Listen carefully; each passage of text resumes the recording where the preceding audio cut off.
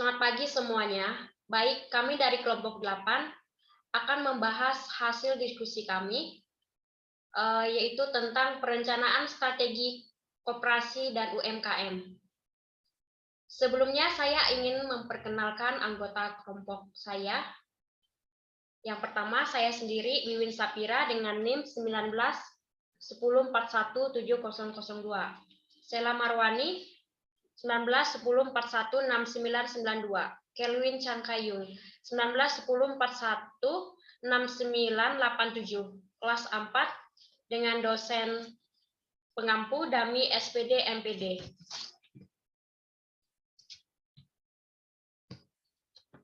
Yang pertama, pengertian strategi perencanaan koperasi dan UMKM. Koperasi dan usaha mikro kecil menengah atau UMKM di Indonesia memiliki tempat tersendiri dalam perkembangan ekonomi di Indonesia. Perkembangan koperasi dan UMKM ini langsung dibawa pegawai pemerintah agar pemerintah dapat mengawasi dan mengukur setiap perkembangan serta memberikan arahan kepada pelaku yang terbentuk dalam koperasi dan UMKM, berjalan sesuai dengan ketentuannya. Saat ini adalah pembangunan dan pertumbuhan ekonomi. Koperasi dan usaha mikro kecil menengah atau UMKM memiliki peran penting. Koperasi dan UMKM merupakan jenis unit usaha yang paling banyak melibatkan rakyat Indonesia. Dari Undang-Undang Republik Indonesia Nomor 12 Tahun 1967 tentang pokok-pokok perkoperasian menjelaskan bahwa koperasi Indonesia adalah organisasi ekonomi yang berwatak sosial beranggota orang-orang atau badan hukum yang merupakan tata suasana ekonomi sebagai usaha bersama berdasarkan atas asas-asas kekeluargaan.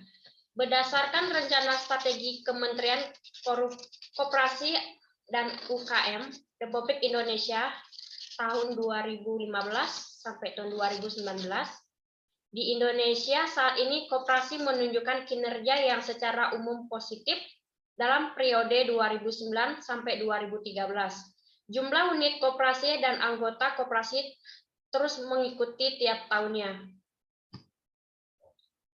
Perkembangan usaha mikro, kecil dan menengah atau UMKM dalam perekonomian Indonesia saat ini merupakan koperasi unit usaha sebagai yang terbesar. Hal ini melibatkan dalam kontribusinya pada penyerapan tenaga kerja, pembentukan produk domestik brutos atau PDB, ekspor, dan penciptaan modal tetap atau investasi. Secara umum, kinerja UMKM cukup bervariasi dari tahun ke tahun.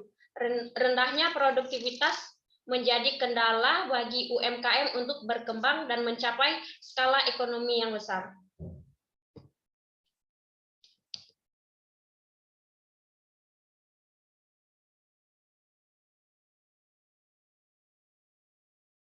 Kamera, woi.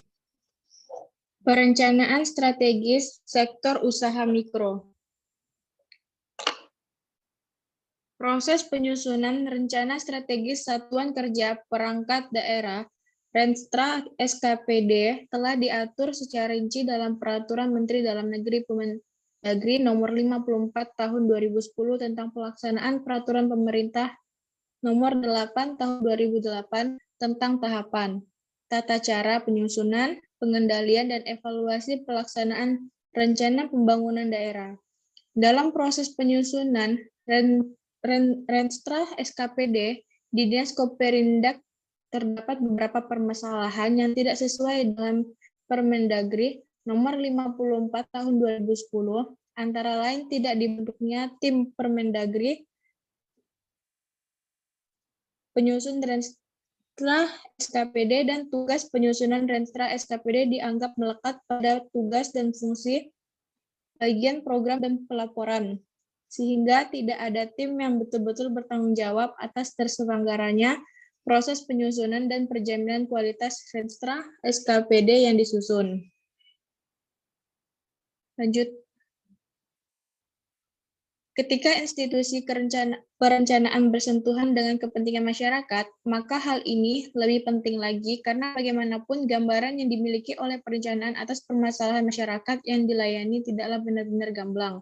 Untuk itu, feedback dari masyarakat menjadi sangat penting di dalam proses perencanaan yang dilakukan oleh pemerintah. Permasalahan selanjutnya adalah dokumen Renstra SKPD yang telah selesai disusun tidak disalahkan melalui keputusan kepada daerah sehingga aspek legalnya menjadi lemah.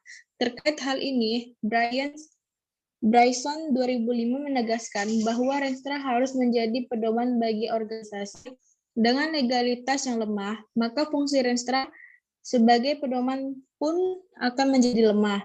Renstra SKPD sebagai dokumen perencanaan jangka menengah SKPD.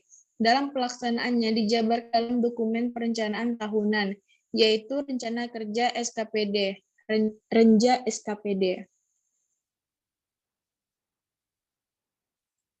Lanjut.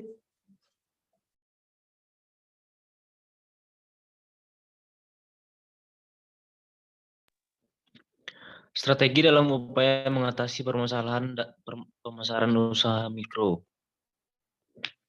Berdasarkan hasil wawancara dan observasi, kondisi yang menjadi potensi dalam upaya mengatasi permasalahan pemasaran usaha mikro meliputi besarnya peluang pasar sebagai dampak positif dari perkembangan pariwisata di Kota Batu.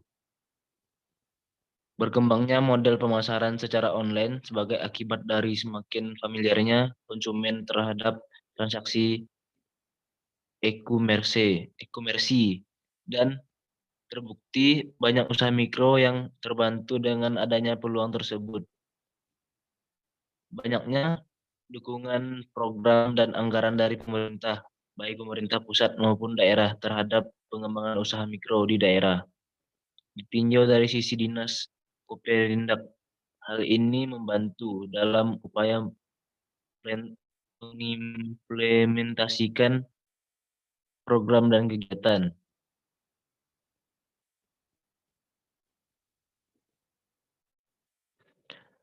Adanya PLUT KUMKM sebagai unit dinas Koperindak yang fokus membina dan mengembangkan UMKM. Karakteristik wilayah Kota Batu yang memiliki ketersediaan bahan baku lokal yang memadai. Usaha mikro cenderung padat karya dan mampu memperdayakan masyarakat sekitar dan adanya sinergi yang baik antara dinas Koperindak dengan asosiasi atau komunitas UMKM. Sementara itu kondisi yang menjadi permasalahan.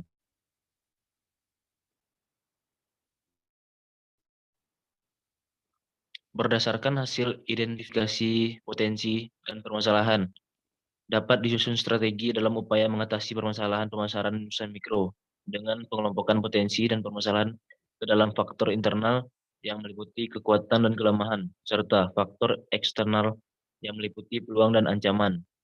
Setelah dikelompokkan, faktor-faktor tersebut kemudian diberi bobot berdasarkan pendapat responden dalam rangka merumuskan strategi dan memilih strategi prioritas. Maka hasil pembobotan internal strategi faktor analisis summary atau IFAS dan eksternal strategi faktor analisis summary atau EFAS diplot ke dalam kuadran matriks grand strategi untuk menentukan peta strategis.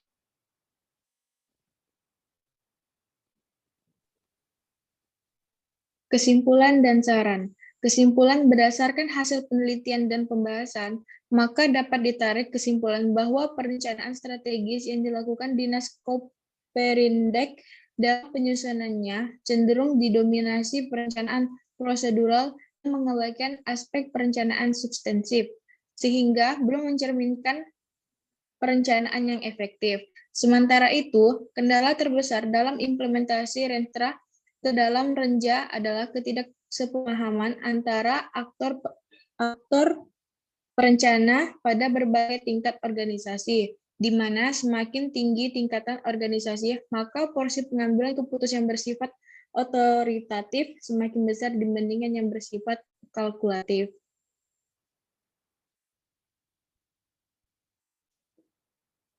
Sekian dari kelompok kami. Terima kasih. Selamat pagi.